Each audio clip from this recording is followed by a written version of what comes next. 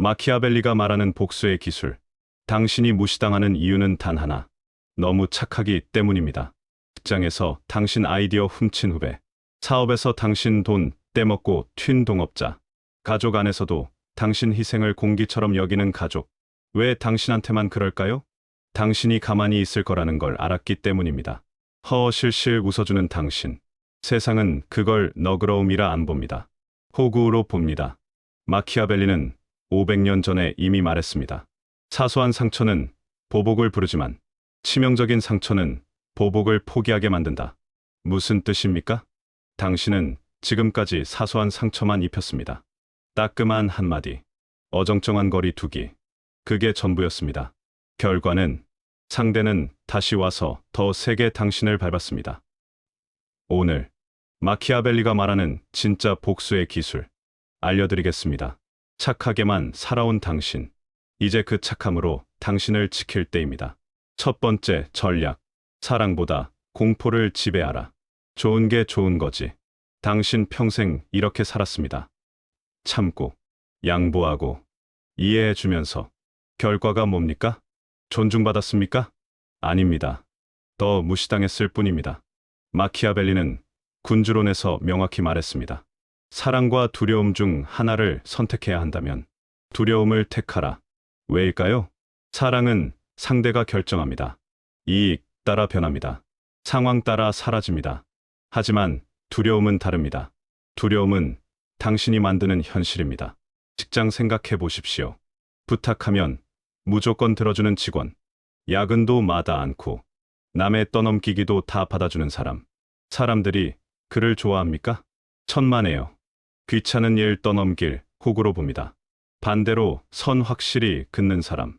내 일 아니면 단칼에 거절하는 사람. 한 번 건드렸을 때 확실히 되갚아주는 사람. 사람들이 그를 어떻게 대합니까? 절대 함부로 못합니다. 이게 현실입니다. 50대 부장 한 명 있었습니다. 20년 넘게 회사 위에 헌신했습니다. 후배들 챙기고 굳은 일 도맡았습니다. 정년 2년 앞두고 뭐가 돌아왔습니까? 명예퇴직 권고였습니다. 젊은 임원이 그에게 말했습니다. 부장님은 거절 못 하시잖아요. 이번에도 회사 위에 양보해 주시죠. 그는 어떻게 했습니까? 웃으면서 도장 찍었습니다.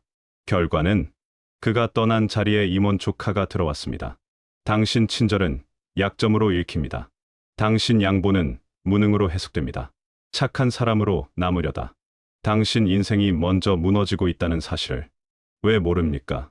15세기 피렌체. 한 영주가 있었습니다. 관대한 통치로 유명했습니다. 백성을 사랑했고 신하를 믿었습니다. 결과는 신하들이 쿠데타 일으켜 그를 몰아냈습니다. 반대로 체살에 보르자. 마키아벨리가 가장 이상적인 군주로 꼽은 인물입니다. 그는 냉혹했습니다. 배신자는 한 명도 용서 안 했습니다. 한 번 경고했을 때 듣지 않으면 두 번째 기회는 없었습니다. 결과는 누구도 감히 그를 배신할 생각조차 못했습니다. 당신도 이제 바꿔야 합니다. 사랑받으려 하지 마십시오. 경계를 세우십시오. 당신을 무시한 놈에게는 명확한 신호를 보내야 합니다. 말로 할 필요 없습니다. 행동으로 보여주십시오. 한 번의 단호한 거절, 한 번의 냉정한 차단, 한 번의 철저한 보복, 그것으로 충분합니다. 사람들은 당신 친절을 기억 안 합니다. 당신의 힘을 기억합니다. 두려움을 주는 자만이 존중받습니다. 두 번째 전략, 복수의 기술, 압도적 타격. 당신은 지금까지 왜 실패했습니까? 중간에서 멈췄기 때문입니다. 마키아벨리는 이렇게 경고했습니다. 작은 상처는 복수를 낳지만 큰 상처는 복수 능력 자체를 빼앗는다. 이 문장 다시 읽어보십시오. 여기에 복수의 핵심이 담겨 있습니다. 당신이 따끔한 한마디 던졌을 때 상대는 어떻게 반응했습니까? 처음엔 당황했을 겁니다. 하지만 시간 지나자 다시 왔습니다. 더 교묘하게, 더 은밀하게 당신을 공격했습니다. 왜 그랬을까요? 당신이 결정적 타격을 안 줬기 때문입니다. 어설픈 복수는 재앙을 부릅니다. 상대에게 재기의 기회를 줍니다. 그리고 상대는 그 기회를 절대 놓치지 않습니다. 실제 사례 하나 들어보겠습니다. 40대 자영업자가 있었습니다. 동업자와 함께 10년간 가게를 키웠습니다.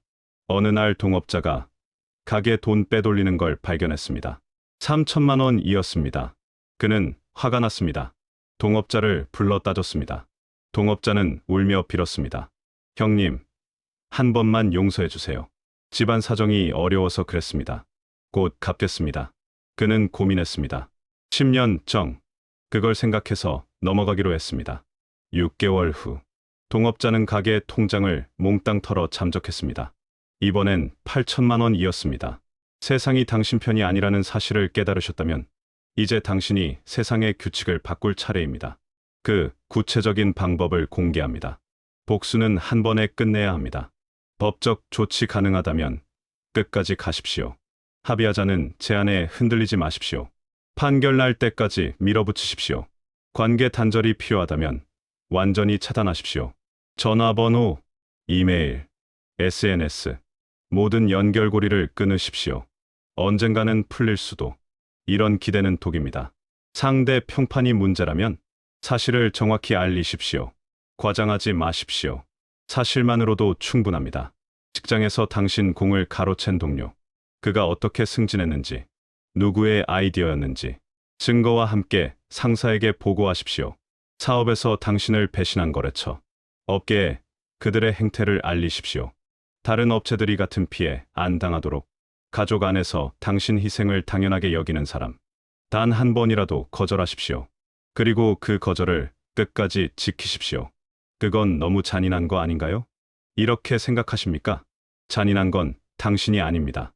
당신 인생을 망친 그놈들이 잔인했습니다. 마키아벨리 시대, 한 영주가 반역자를 체포했습니다. 영주는 고민했습니다. 한때 나를 도왔던 사람인데 목숨만은 살려줘야 하지 않을까? 결국 자비를 베풀었습니다. 재산 몰수하고 추방만 시켰습니다.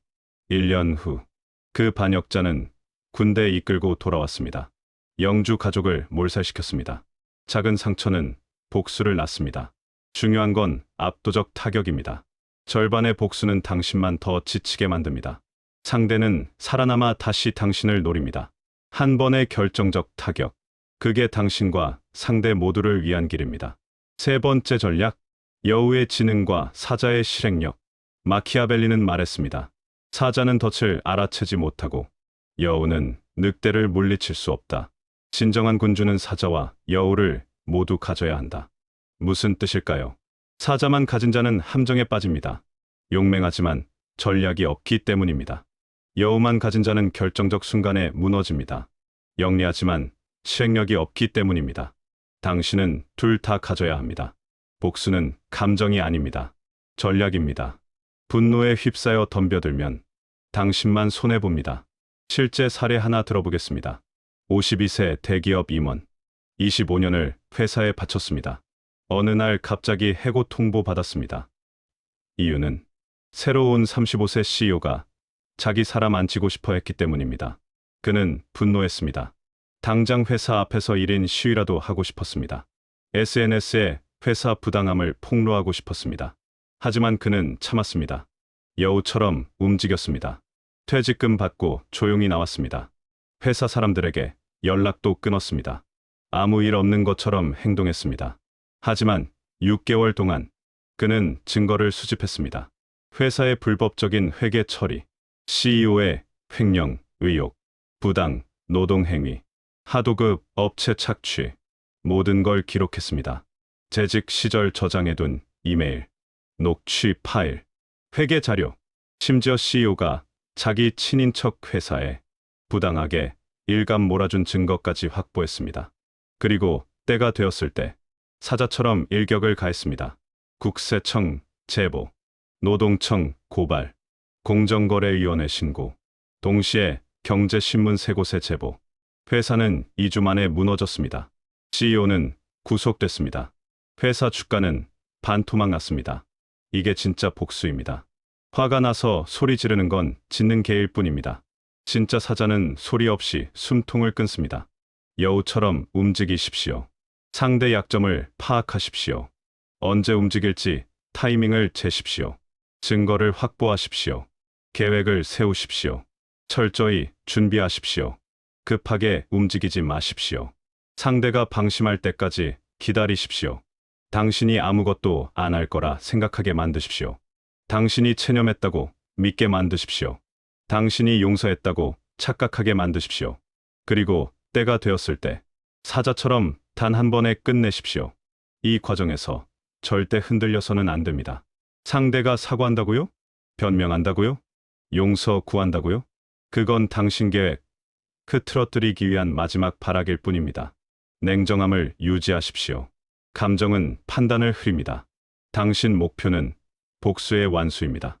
직장에서 부당하게 잘린 사람, 증거 모으십시오. 부당 해고 근거, 회사의 불법 행위, 6개월 동안 철저히 준비하십시오. 사업에서 사기 당한 사람, 상대방, 재산 파악하십시오. 거래 내역 확보하십시오. 변호사와 상담하십시오. 법적 절차 밟을 준비하십시오. 가족 안에서 무시당하는 사람, 재산 분리하십시오. 독립적 삶의 기반 만드십시오. 그리고 단호하게 선 그으십시오. 마키아벨리는 이렇게도 말했습니다.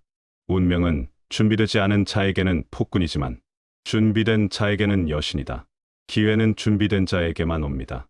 당신이 사자와 여우를 모두 가졌을 때 비로소 진짜 승리가 시작됩니다. 이제 당신에게 가장 중요한 질문 하겠습니다. 당신은 왜 지금까지 복수하지 못했습니까? 능력이 없어서? 아닙니다. 기회가 없어서?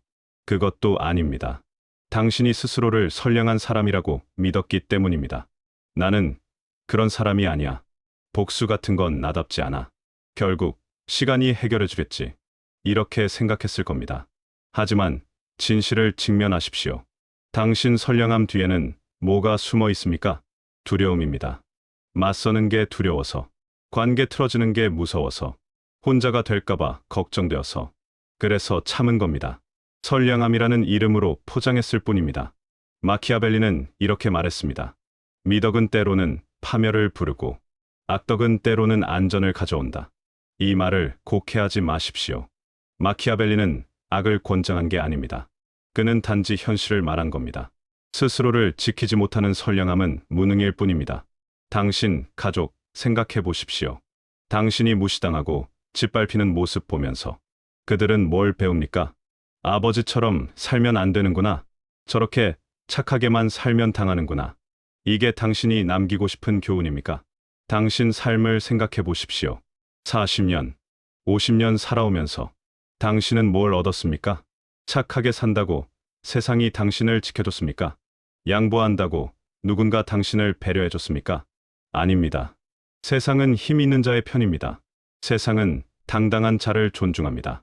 이제 선택하십시오. 계속 당하고 살 겁니까? 아니면 당신을 지킬 겁니까? 복수는 악이 아닙니다. 정당한 자기 방어입니다. 당신 존엄을 짓밟은 자에게 정확한 대가를 치르게 하는 것. 이건 당신의 권리입니다. 마키아벨리는 말했습니다. 사람들이 당신을 어떻게 대할지는 당신이 결정한다. 당신이 만만하면 사람들은 당신을 무시합니다. 당신이 단호하면 사람들은 당신을 존중합니다. 이건 인간 본성입니다. 500년 전이나 지금이나 변하지 않았습니다. 복수는 목적이 아닙니다. 수단입니다. 진짜 목적은 뭡니까? 당신 존엄을 되찾는 것입니다. 다시는 무시당하지 않는 삶을 사는 것입니다. 당신이 지키고 싶은 것들을 지켜내는 것입니다. 그러기 위해서는 때로 냉혹해져야 합니다. 때로 두려운 존재가 되어야 합니다. 그게 당신이 배워야 할 생존의 기술입니다. 마키아벨리의 가르침은 명확합니다. 두려움을 주어라. 철저하게 끝내라. 그리고 냉정하게 기회를 잡아라. 당신의 인생은 한 번뿐입니다. 그 귀한 인생을 당신을 무시한 놈들에게 빼앗길 이유가 없습니다. 이제 당신이 결정할 차례입니다.